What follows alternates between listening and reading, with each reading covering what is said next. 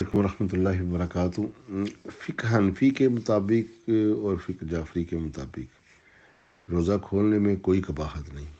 لیکن اگر احتیاط کا پہلو آپ رکھنا چاہتے ہیں تو اگر آپ 6 سے 7 منٹ یا 8 منٹ رک کر یہ آپ تسلی کر لیں کہ اندھیرا ہو جائے اور آپ سیامہ اللیل کا جو لفظ آ جائے کہ لیل کا لفظ جو قرآن میں آیا نا کہ آپ روکے رکھو اپنے آپ کو روزے کی حالت میں رات تک، تو جب یہ فقہ حنفی کے مطابق ہم اعلان کرتے ہیں سورج غروب ہونے میں داخل ہوتا ہے، تو یہ داخل ہوتا ہے تو اس وقت ابھی کچھ جو ہے نا آسمان پر روشنی کی کرن یا کوئی اثرات باقی رہتے ہیں، تو وہ تسلی کر لیتے ہیں کہ یہ بھی سیاہی میں بدل جائیں تو روزہ کھولیں۔ اس تسلی کو جو ہے نا احتیاط کہتے ہیں۔ اگر آپ بھی احتیاط کرنا چاہیں تو اس میں کوئی حرج نہیں، یہ تو آپ کو 100% یقین ہوگا کہ آپ کا روزہ تو نہیں ٹوٹ جائے گا،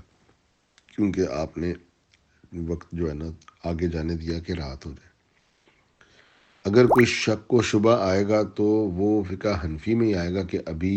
جو ہے نا رات نہیں آئی تھی یا ابھی سورج تھا تو ہم نے روزہ توڑ دیا، اگر وہ ہم پر یہ بات عائد کرے۔ تو احتیاط کا پہلو تو یہی ہے کہ ہم جو ہے نا وہ رات جو ہے نا ہونے دے، اندھیرا آنے دے۔ اب اس میں جو فقہ حنفی والے کہتے ہیں جی وہ حدیث ہے کہ روزہ کھولنے میں جلدی کرو، اس میں تاخیر نہ کرو، تو بھئی یہ تاخیر نہیں ہے، تاخیر تو تب ہو کہ عشاء کے بعد جا کر کوئی کھولے، تاخیر تو اسے کہتے ہیں۔ 4 یا 5 منٹ کے وقفے کو کوئی تاخیر کہتا ہے؟ نمازوں میں نہیں ہم 4 یا 5 منٹ کا فاصلہ رکھتے تو اس کا مطلب ہے دوسرے نماز تاخیر سے پڑھتے ہیں۔ اپنے یہاں ان کی نمازوں میں گھنٹے گھنٹے 2 2 گھنٹے کا فرق آتا ہے، اسے تاخیر شمار نہیں کرتے۔ ظہر کا ٹائم شروع ہو جاتا ہے 12 بج کر کچھ منٹ پر، تو یہ 2 بجے جا کر یہ ظہر پڑھتے ہیں۔ 3:30 پونے 4 بجے عصر کا ٹائم شروع ہو جاتا ہے، یہ 5 ساڑھے 5 بجے جا کے عصر پڑھتے ہیں۔ صرف ایک مغرب کی نماز ایسی ہے کہ اس میں جو ہے نا سورج غروب ہوتا ہے اور یہ پڑھتے ہیں، اس میں بھی سورج غروب ہونے کے بعد پھر یہ آرام سے کھڑے ہوتے ہیں، درود شریف پڑھتے ہیں، پھر اذان دیتے ہیں، پھر اقامت کرتے ہیں، صفیں سیدھی کرتے ہیں، وہ 5 7 منٹ اس میں بھی لگ جاتے ہیں۔ تو مغرب میں بھی تو 5 7 منٹ لیٹ کر کے پھر یہ نماز پڑھتے ہیں اہتمام کر کے۔ تو روزہ کھولنے میں بھی اگر یہ اہتمام ہو جائے کہ مغرب میں داخل ہو جائے وقت، اور اگر یہ 5 7 منٹ انتظار کر لیں کہ وہ جو سفیدی مائل کچھ کرنے ہیں سورج کے آسمان کے اوپر، کچھ جو ہے سفیدی نظر آ رہی ہے وہ بھی ختم ہو جائے اور وہ اندھیرے میں تبدیل ہو جائے، تو احتیاط کا پہلو ذہن میں رکھتے ہوئے جو ہے روزہ کھول لیا جائے، تو اس میں کیا قباحت ہے؟ میرے تو دل کو یہ بات لگتی ہے فقہ جعفریہ کی کہ بالکل اگر ہم اس میں 5 یا 6 منٹ، اگر ایک بندہ 16 گھنٹے بھوکا رہے تو 6 منٹ اور بھی بھوکا رہ سکتا ہے، فقہ حنفی والے بھی رہ سکتے ہیں، لیکن وہ مجبور ہے اپنی حنفی فقہ کے آگے، یہ مجبور ہے اپنی فقہ جعفری کے آگے۔ انہوں نے نبی علیہ الصلوۃ والسلام کے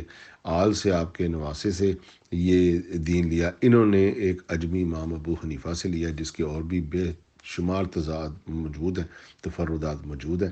حنفیوں کو جو ہے نا جو اہل حدیث نہیں مانتے، شافعی نہیں مانتے، مالکی نہیں مانتے، حنابلہ نہیں مانتے، یہ ان کو نہیں مانتے، تو فرق تو ان کے ہاں فقہ میں بہت سے مسائل کا ہے، نماز کے طریقوں میں فرق ہے، فقہی مسائل میں فرق ہے۔ تو اگر اس میں بھی تھوڑا سا فرق آ گیا تو اس فرق کو ختم کرنے کے لیے ہمیں بیچ کی راہ بھی لے لیں تو وہ بھی بہتر ہے۔ اگر 7 بجے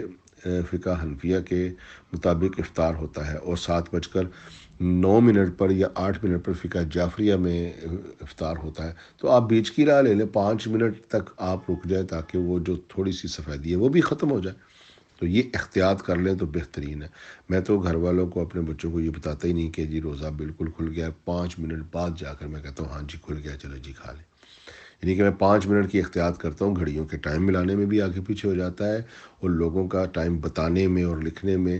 یہ مسٹیکس بہت ہوتی ہیں، اور اکثر آپ تقویم دیکھتے ہیں نا، وقت دیکھتے ہیں، ٹائمنگ، تو 1 2 منٹ کا سب کے ہاں فرق ہوتا ہے، شہروں میں بھی، لکھنے میں بھی اور مسائل میں بھی۔ تو کیا ہی بہتر ان کا ایک سسٹم ہے کہ اگر 7 سے 8 منٹ آپ انتظار کر لیں، اس میں حنفی بھی آ جائیں گے، جعفری بھی آ جائیں گے، گھڑیوں کا فرق جو ہے وہ بھی اس میں کور ہو جائے گا، اور آپ کو ایک متعقد وقت پر آپ جو ہے نا روزہ افطار کر رہے ہیں، اس میں کوئی لیٹ بھی نہیں ہوا، جلدی بھی نہیں ہوا، اور ایک بہترین ٹائمنگ ہے جو فقہ جعفریہ کی بھی ہے، اس کو بھی نظر انداز نہیں کرنا چاہیے۔ السلام علیکم۔